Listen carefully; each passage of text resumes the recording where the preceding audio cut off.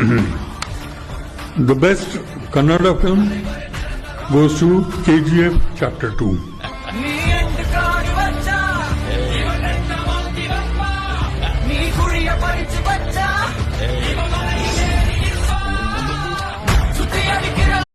ಅದು next scene ಏನಿದೆ ಅದನ್ನ ಹೇಳಕ್ ಹೋಯ್ತಿದ್ದೀನಿ ನಾನು. ನೆಕ್ಸ್ಟ್ ಹೇಳಕ್ ಬಂದಿ 220 ಪಿಕ್ಚರ್ ಮಾಡಿದ್ದೀನಿ, ಯಾವ್ದು ಹೇಳ್ಬೇಕು ಯಾವ್ದು ಹೇಳ್ಬಾರ್ದು ಅಂತ 600 ಎಪಿಸೋಡ್ ಸೀರಿಯಲ್ ಮಾಡಿರೋರು ಬಂತ. ಅಯ್ಯೋ